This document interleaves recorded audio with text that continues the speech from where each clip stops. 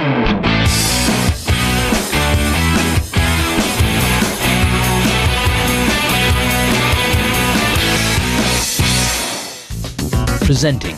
Sawan Dutta.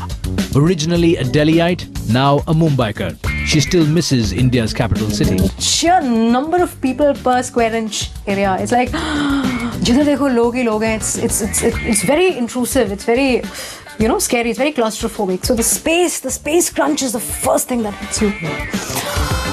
Well, okay. And the second thing that hits you is that, you're not going to have a winter here.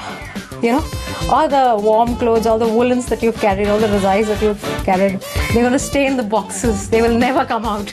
And that's a really, really tough thing to face for the first time. I mean, in Delhi, you're used to, looking forward to the changing of the seasons. You're looking forward to, chalo, razaiyan niklengi, your heaters. Okay, aajkal heaters khair nikalta nahi hai, but still, you change your wardrobe, you change your attire. Yahan pe nothing.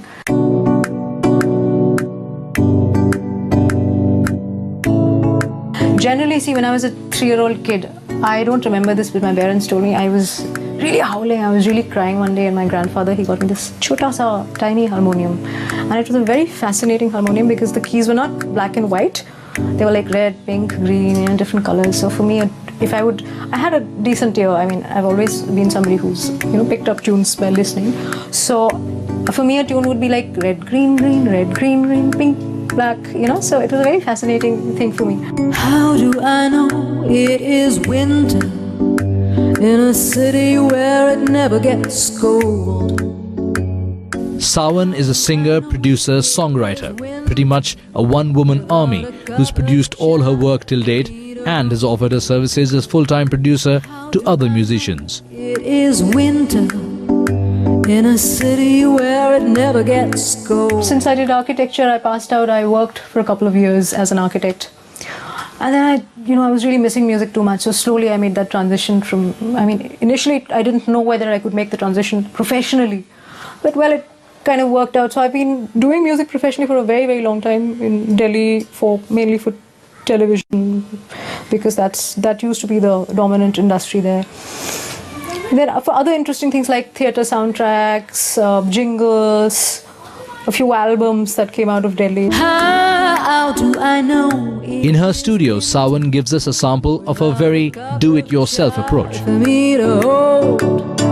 Influences keep changing. They're very, very, eclectic and varied. See, when I was a small kid, my mum used to play Bengali folk at home. So there's that.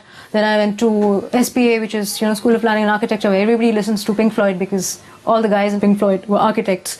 So one has gone through the whole rock scenario. I used to sing Deep Purple with my band. I used to sing Child in Time. So there was a rock influence. Then I got out of college, and then at some point I decided that I wanted to explore Western classical music seriously because, there was a depth to that which I found missing in rock. Time is warming, my hands on a fire, feel the heat on my face as the sparks fly higher, and I miss breathing out in the cold air. So, considering she's been here for a few years now, how has the Mumbai experience been? Was it smooth sailing?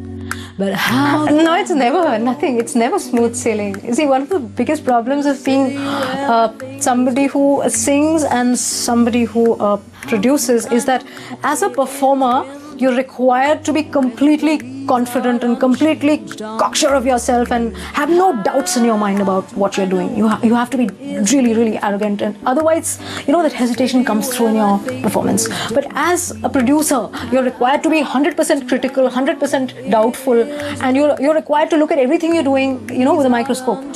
So you have to be able to switch between these two personas smoothly.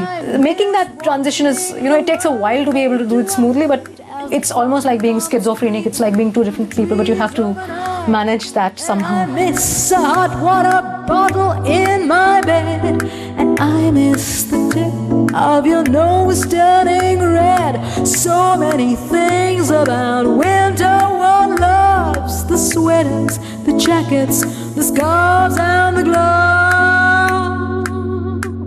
But how do I know it's winter when summer clothes are all I've got?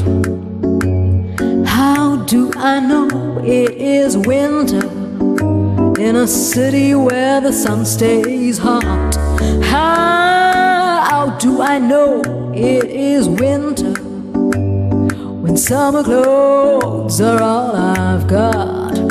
How do I know it is winter in a city where the sun stays hot?